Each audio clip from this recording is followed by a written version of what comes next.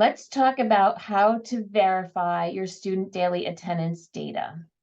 You really need to verify this data in level 0.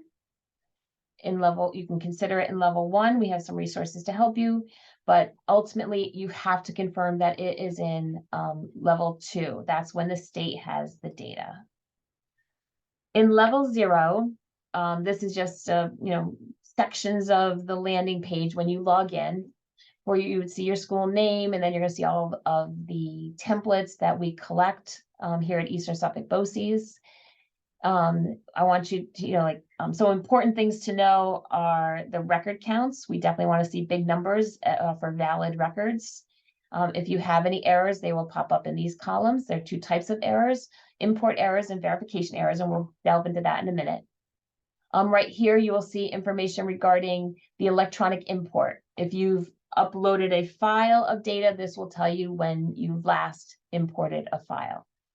The L1 data prep tells you when your school was able to verify that you didn't have any errors and push the data up to level 1 of the data warehouse. That all those schools are in that 45% that I mentioned at the beginning of this particular set of videos, where we have the data, it got to level 1, and we are transferring it to the city every week, and they're posting it to the state education department. If at any time you change a record, actually particularly a delete manually in level 0, a flag will show up here. If you have not completed the L1 data prep, we need your data in level, we need that attendance record that you deleted to come out of level 1. And we also want to make sure that it gets taken out of L2 RPT. The enrollment and demographic data that we have in level 0, as I've mentioned before, comes from your ATS. If you see errors in level 0, right, this one's saying that there are 30 verification errors.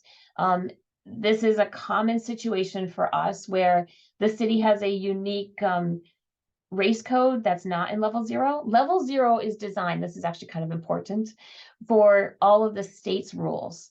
And we at Eastern Suffolk BOCES can customize things to meet the requirements of this project, working with New York City and your charter schools, but not in every instance. And actually, we don't need to know the race data for your students. So these errors come in and we can just ignore them. So I want you to also know that you can ignore them. You don't have to worry about it. If you are looking in level 0 and notice a student missing or something, you will want to go back and look at ATS and make sure that that data is correct, because as you saw in a previous video, we get refreshes of data from the city every week. So it's also possible that you had a new student register, but they're not in level 0 yet because we haven't gotten a new refresh. In your day calendar, you want to see that you have at least 365 records. For this particular sample school, they're probably K9, and they loaded a day calendar for every single grade level. So that's why they have over 3,600 day records in the calendar there. This school uses the state's codes, so they did not have to upload any data for the attendance codes. And then they have some daily attendance in there. Okay. It's very important to note, except for demographics and enrollment, whether there are import or verification errors. And we're going to dive into that deeper in a moment. A new feature in level 0 just this spring in 2013 was information about import messages. And for this school, when they imported those 54,000 some odd records, they had 3 error messages that popped up at that import.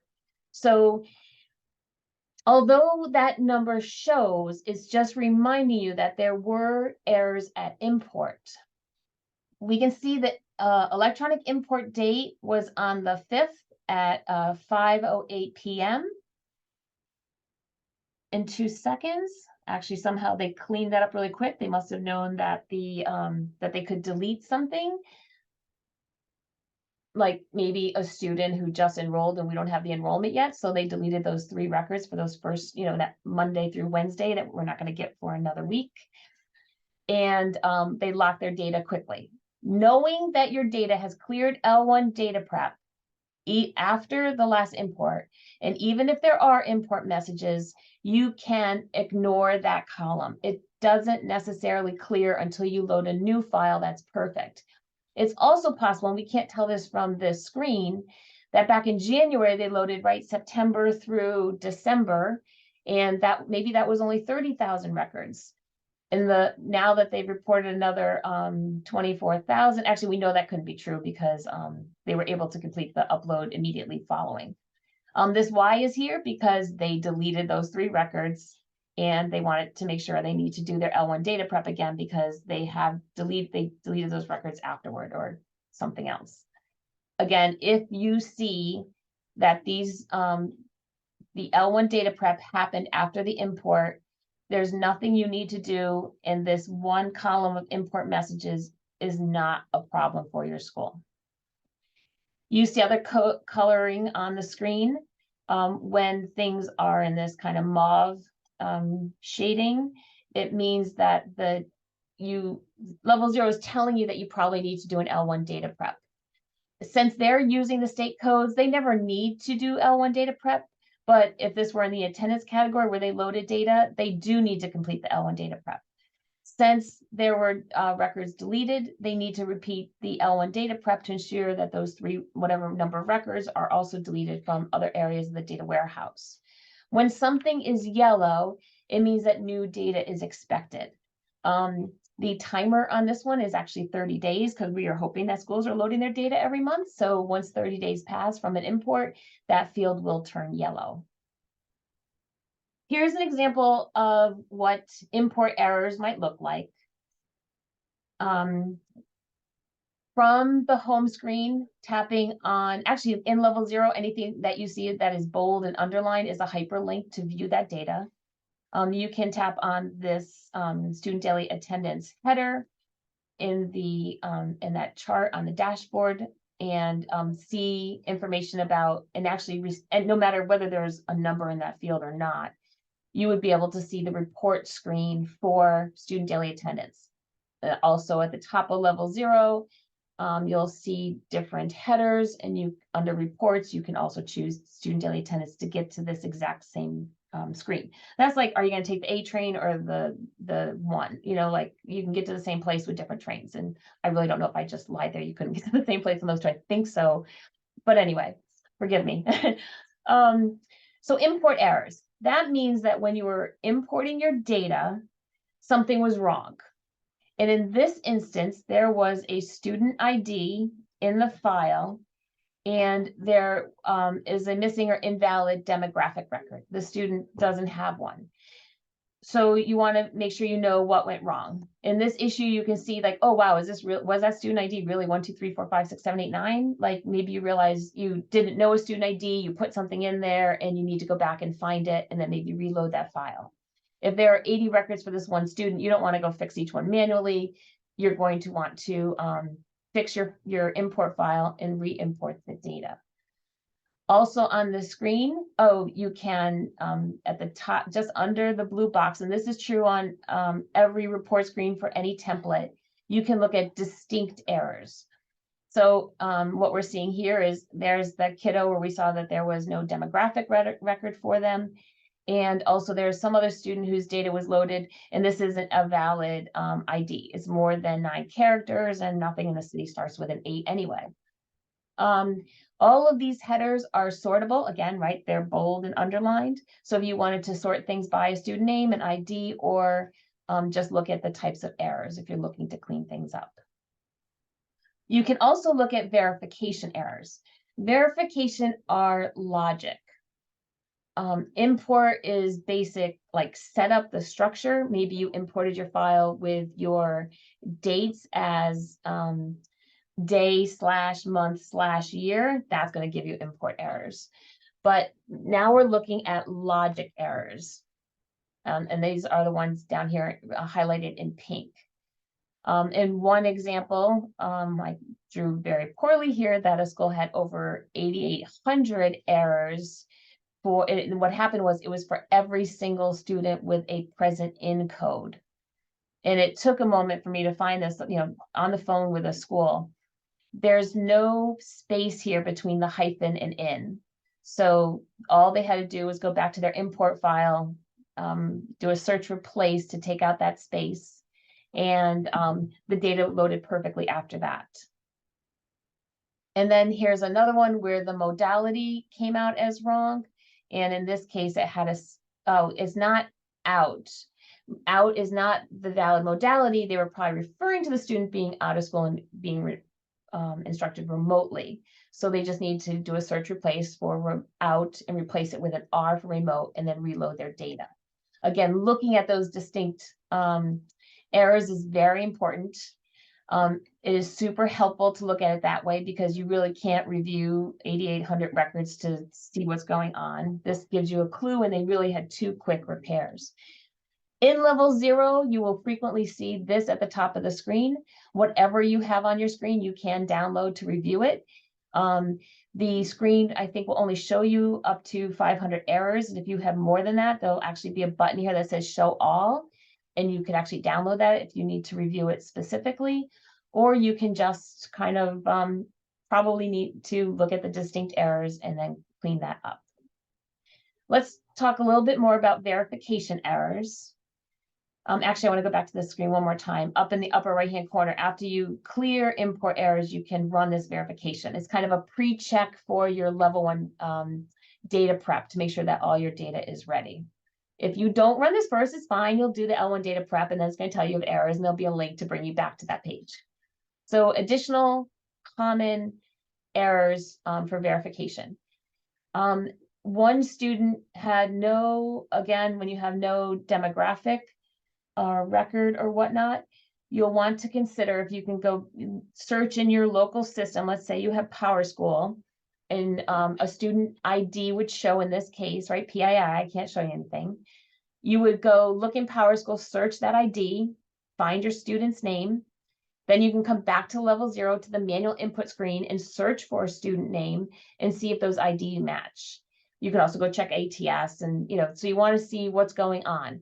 Maybe it's a situation where a student just enrolled and we don't have the data yet. You can always, sit on that error and then relock it after the next refresh of level 0 the following Monday. There could be a day calendar issue, and I alluded to this earlier. So if you are looking at the distinct errors and you see that there are 336 errors for attendance reported on a non-instructional day, it probably means that maybe you uploaded the city's calendar and the city took a couple of days off here that your school did not take off. So you reported all your attendance, but now your day calendar is off. And we do have directions on our website. You can go to, hover over the manual input for day calendar, look at that date and ensure that it's instructional when it's supposed to be or non-instructional when it's not supposed to be. Another common issue where you have verification errors are student enrollments. So in this case, a school opened prior to the DOE. The DOE didn't open until the 7th. So ATS was not opened yet. And 11 brand new students who transferred in over the summer, maybe came in off a wait list or whatnot. You took attendance for them, but they were not registered on that day. If that's the case, then those 11 records would need to be deleted. All of your students who roll over from the prior school year would have a January 1st enrollment, and you're not going to have any problem reporting attendance when your school opens earlier than the DOE, or even if you open in August. But if you're bringing in new students that you did not pre-register before ATS closed in July, then you need to report their attendance. You need to record it and keep that data locally at your school in case you are audited.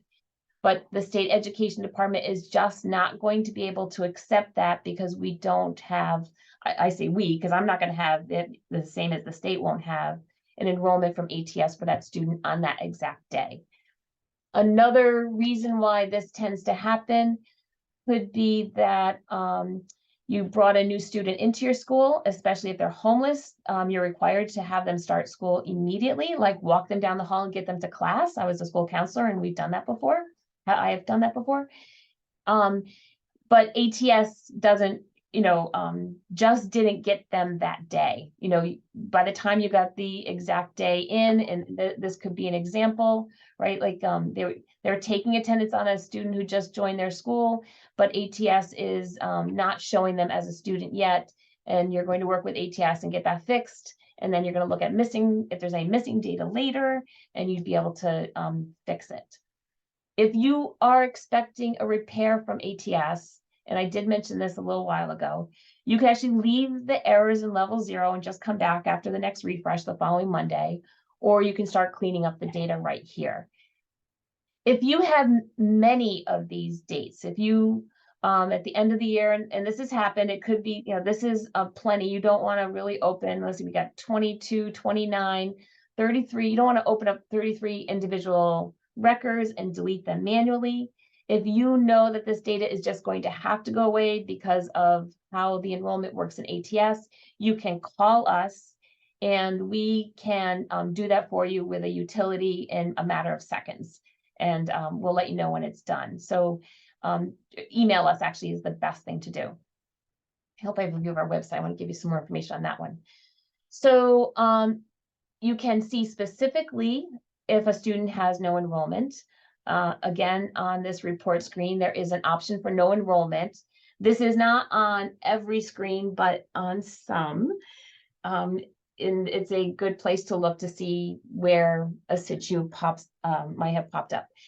I have seen where a no enrollment ends up being that a student's name actually is in level 0 twice because they had an ID when they first joined the school, but then it had to be updated, with the state to match their OSIS number or whatnot, an OSIS number for somebody else instead of looking like a new student, right? It was a transfer student. When those things get caught up, it's possible then that you end up with some attendance records for the student with the original ID that is wrong. Anyway, this will help you to find those types of errors. This is a view of the level 1 data prep screen. You would just hover over the L1 data prep and choose the attendance page. I know there's a lot of notes on here, and I can tell you, I look at this multiple times a day and I just tap the buttons and keep going. Then I get a question and I realize I need to read the screen. In this particular school, there were 2 students that the school had attendance, but there's no enrollment.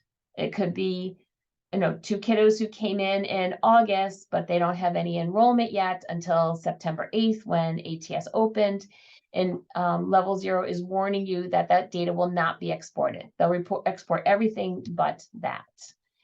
When you come to the screen, if this field is this kind of mauve color here, they're telling you that you have never uploaded your data to level 1. It's not being transferred, has never been transferred, to the city for submission to state ed yet. You definitely want to make sure you get your errors cleaned up so that you can do that. If you're right, so that one could be missing data. Here's information about no enrollment. Oh, actually, I didn't emphasize that part. Here is the message of the state reminding you that if attendance data is missing for any student, if you don't report students as being present, they're just going to calculate it as an absence, right? We'll default to absence on that day. So that message is always there. Don't forget it. You can reread it anytime you want. This other red message will pop up when you have attendance records for students who have no enrollment. And then when you look at actually saving the data, right? In this instance, the data was never saved before, or you might see the date that it was saved last. So it's April, right? We definitely know, and actually, again, I didn't change the year, but we definitely know that there's more data to report since December that year. So then you can just validate the data. It does a whole set of those level 2 verification checks. And as long as that goes smoothly, your create file button will turn green and you can tap on that and you'll get a success message that your data has moved. So on our website, we have a quick and easy way to determine that your data is being transferred to the city and is in level 1 of our data warehouse. And we do have a couple of verification reports. You can just, you could actually I think, download every student record. You can get information, tallies of absences and presence in school and whatnot. But on our website, if you hover over resources, live reports, on screen for student and staff accountability, you will be able to see a count of schools who have data in each category. That's how I know that 45% of our schools in this April 14th here of 2023 have reported attendance in level 1 of our warehouse. And then you can see a count of records in all the different templates. So your principal or a director who you report to and you want them to be able to track that your data is being reported for any category, you can point them to this page so that they can see it. Without having a level 0 login, they'd have no way of knowing. And the beauty of this particular report is if you come here and you're like, wait a minute, I just loaded my student attendance. Why is this, saying 0? You might have maybe you got distracted, got a phone call, a student situation. Maybe you're a teacher also part-time and you had to get to a classroom where you're covering a class. Maybe you never got that L1 data prep done. All you would need to do is go back and complete your L1 data prep. But this is, again, a great way for you or any leader without access to level 0 to confirm that your data is prepped and ready to be transferred to the state. We don't show details about locks or whatnot, but we're making sure that that data is going out there. Really, actually, I think I have some highlights here. There's the headers about all the information. Here you would see the name of your school and your DBN would be listed and you can look at your data. Again, there's no PII here. It's just a count of records and we do have this out publicly. This data is refreshed every 10 minutes. So at one point, if you've had the screen open for a while, it might start flashing at you, or you might try to open it and it's telling you that it's being refreshed. It is updated every 10 minutes. So it's also possible that you load your data in level 0, you come out here and it's just not there yet. Again, a reminder that this is level 1 data that has cleared the L1 data prep from level 0. There's a slider over here on the right-hand side that will allow you to go down through a list of schools alphabetically. We have a column here that you don't see immediately in level 0, and that's the percent complete. So if you're missing a day, we don't do any kind of calculation like the state does of absences in here. We're telling you exactly what you have reported. So if this school here on line 2 just uploaded their data, we have the enrollment, we have the day counter, so we know how many records they should have reported. If they just loaded the data now, we're telling them it's at 95.92%. They know that they're missing a little more than 4% of their data, and they should go back to level 0 to determine what's missing, right?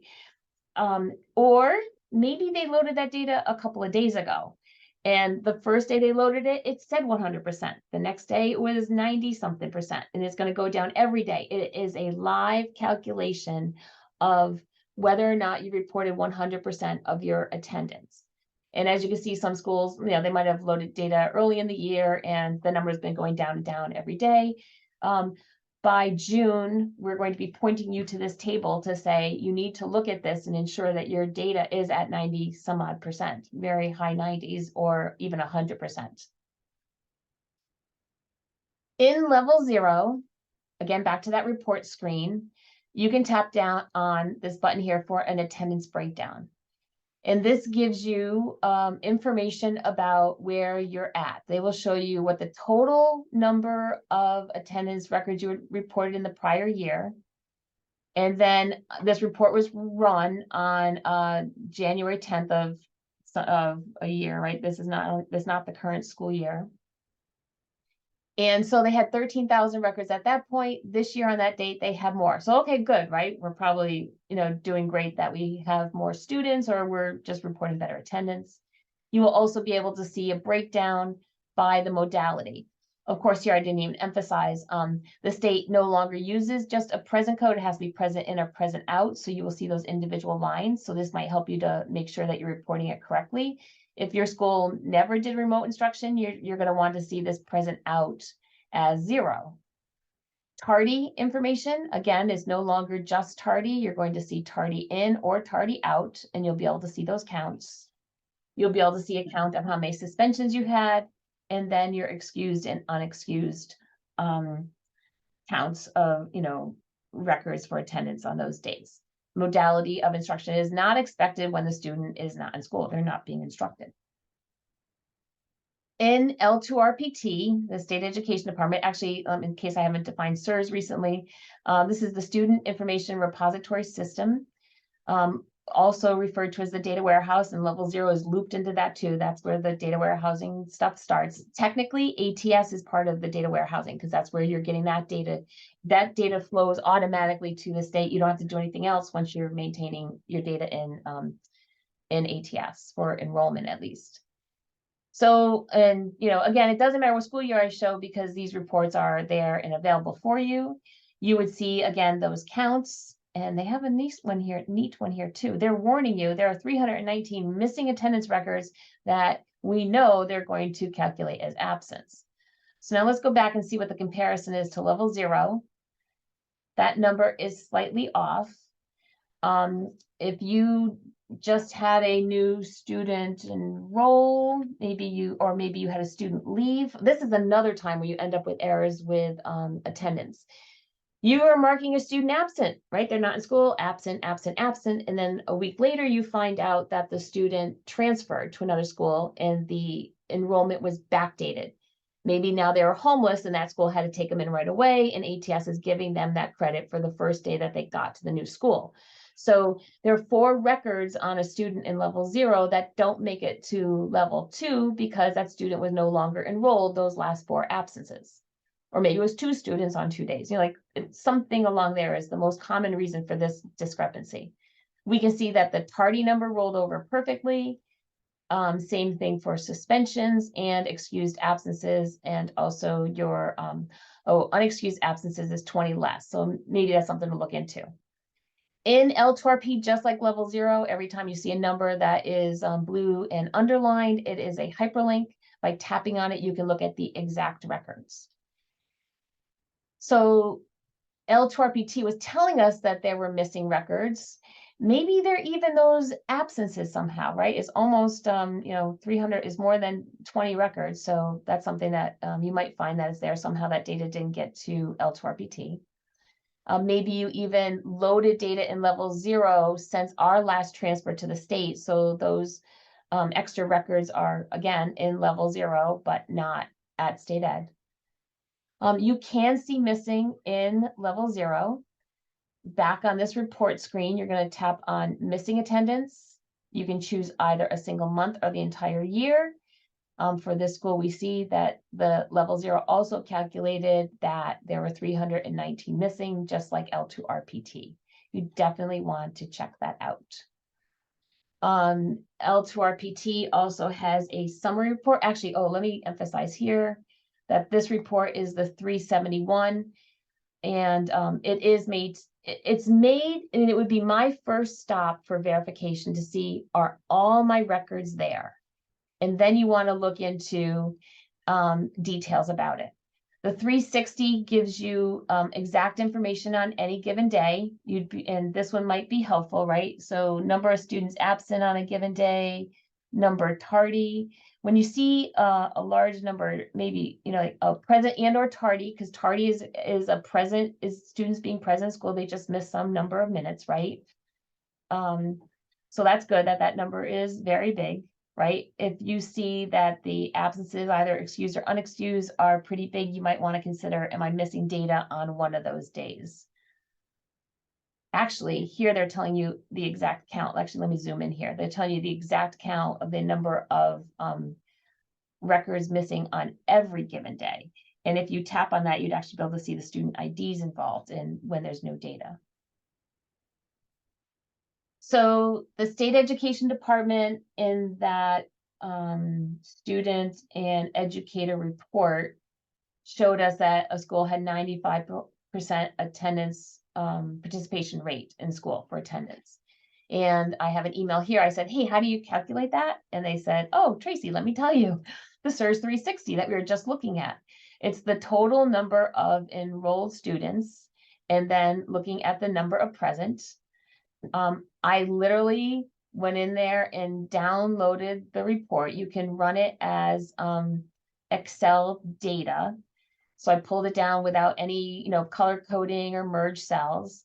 I have the headers at the top, and I did a couple of quick calculations. I wanted to know the sum of absent records versus no, it's one row off, because I couldn't do a sum of a column with the formula in the same column. So right here in column I is a sum of enrollments for the whole year every day. And you can see it changes, right? And then in this column K, I have a sum of those students that are present. And then I divided the number of students present by the enrollment, and it gave me that 94%. Worked out perfectly. And there's just highlighting. I should have tapped on that sooner to show you what I was calculating and how it's one row off. And there's my calculation that matches what the state has told me. Okay, so I've highlighted some situations where your ATS enrollment can cause missing records or errors in level 0 when you report attendance on a day that a school isn't there, or maybe even a bad ID. Let's dive into that a little more clearly here, I hope. So you do have to remember that only ATS is live. And actually your school probably has better data, right? You know who walked in the building and you brought to a classroom, and you're going to go update ATS after that, right? So just be careful about when you're looking at your data, and know that, we're prepping and moving data on a Wednesday, but we're not going to know necessarily the students who just enrolled at your school, because we got that data the previous Friday. I don't know a student. Level 0 is not going to show a student who just joined your school. The issue with pre-registration and how it works for returning students. Usually all of those students who are pre-registered or rolled over from the prior year will have a July 1 start date, and attendance can be reported prior to ATS opening. Summer transfers can be a little more difficult. The end date will equal when ATS opens. So if a kid was expected to come back from the prior school year, but never shows up, your school opened in August, and you report, or you don't report, right? We saw on that SIRS 370 report, there were 73 records missing in L2RPT. That could have been on that day, right? That could have been for 71 students who didn't come back to the school. That sounds very large, but maybe it's a huge school, right? 73 kiddos transferred out over the summer, and 73 kiddos came in from your wait list, maybe. Now, this one's important to know. And if you going back to a much earlier screen where I showed you data.niced.gov, and where you can see the rules and glossary, and they tell you exactly how this information is calculated. For a student who looks like they're missing data, but they never ever showed up at your school, sure, you can remove that 318 missing, that flag for missing records by reporting their absences, or you can ignore them. If the student never actually showed up, you can ignore them. And in that definition on the state ed's website, they will explain to you that although attendance was expected because they were enrolled, to calculate your chronic absenteeism, they're going to look at whether or not the student ever attended.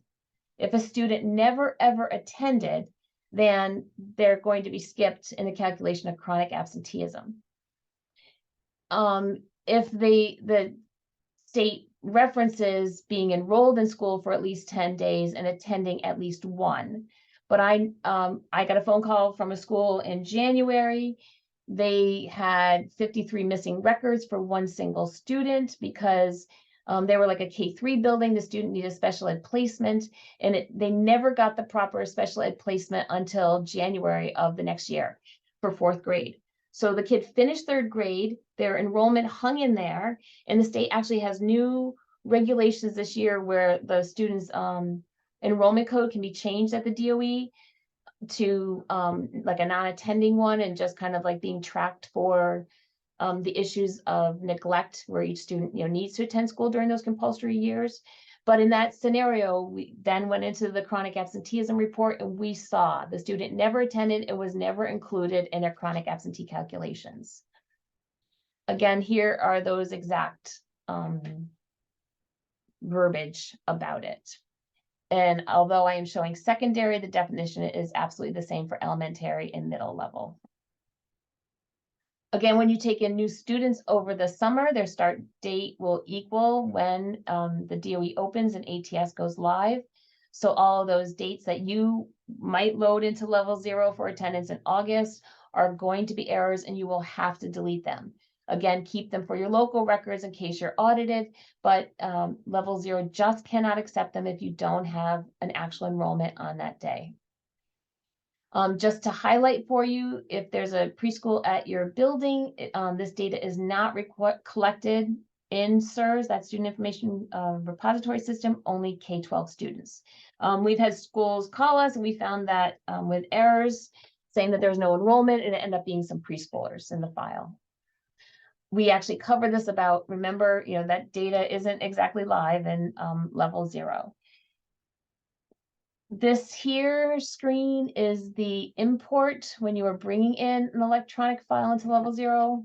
You would get here by hovering over electronic import. This one was for the student daily attendance. It's always going to be comma delimited text file. For the most part, we recommend that in step 2, you are not deleting the data that is already in level 0. It will append and accept new data. It's possible that as you're bringing in data, maybe you made corrections to a student and you suddenly have a verification error that a student has 2 attendance records on the same day. I've definitely seen this. A kid was marked absent, and then later, after the next import, we have an absence and a tardy on the same day. And you would then need to delete whichever one is wrong. Probably the absence, because the kid showed up late, right? You just happened to have been quickly reporting data one particular day and, loaded up the first code that, wasn't the final code. Okay, when would you use the delete? When you're reloading all of your data for either a single month or the whole year. Let's say you've had a hard time with a student ID and ATS. You're going to reload one student's attendance for multiple days, crossing a couple different months. You don't want to delete all the rest of that other data for your students. You want to make sure that you are using the do not delete and you're adding that one student's record. Let's say you realize that you had some kind of error with your codes. Something was I don't know, something was wrong and you want to reload all of your data. Maybe you pulled your data out of Alma. I think that their reports have been running only for the full year. In that regard, you can delete the data and reload it, because every time you hit that button in Alma, it's giving you the full school year. Okay, other things to consider. What is the attendance policy at your school? Make sure you know that and are reporting the data in alignment with it. Again, that consideration, if your school doesn't allow excused absences, it's something that you might want to bring to your leadership's attention to ensure that, at least during these COVID days, students are getting PEBT funds when necessary or eligible. Also, please consider who is the staff that needs to know this information. This particular section about student daily attendance reporting, even though I'm showing you all sorts of screens in level 0, it might be helpful for a clerical person for attendance to take a look at this. If you're if someone in the main office is helping to update when a student is tardy versus absent, you want to make sure that they understand what the rules are. And then your teachers in the classroom, they definitely need to understand what their responsibility is. I was on in the early 2000s, attendance committees at Ballston Spa Middle School. We had like 1,200 students in this 6-8 building, but I was on a district-wide committee. At that time is when the state instituted the requirement that as soon as students, like when they're in elementary school and a teacher is walking them to gym and then to the library and picking them up from lunch and whatnot, you only need to take attendance once a day. And then actually now it's turned to twice a day after lunch. They added that since early 2000s. For middle and high schoolers or any grade level where your students are in the hallways, supervised, but not like, escorted to their next class, then you need to take attendance at every single class. The state doesn't want that class level data. They need to know for the day, what is your attendance policy? If a student comes into school, gets sick after first period and goes home, are they present or not present? Like make sure you know what your attendance policies are, because you need to ensure that you're reporting the data to the state according to your policies. If you write to data support at niced.gov, ask them for information on an attendance policy and is this present or not present, or if you call me, I'm going to remind you of what I just said.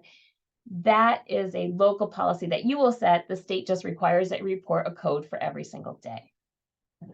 Okay, if this were a live webinar, I'd ask for questions and answers and a quick word from our sponsor. Thank you so much for joining me. And as always, call us if you need us. We mean this literally. During the month end of June, beginning of July, we'll be working till 7 p.m. Look on our website. You'll be able to see. Actually, I can show you here. This week is vacation week, so we're closing early. Our schedule is here every single day. And in the summer, we're here till 7 p.m., to make sure you're ready for the end of year reporting. Coffee with Tracy, this will resume daily next week. And that's where I just turn on a Zoom and everyone is invited. All you have to do is tap on that link and join me. I frequently had time alone with someone and I'd be glad to help you. And otherwise, I don't have anything planned. We're just there for one-on-one interactions and whatnot. Okay, thanks again for joining me. Have a great day.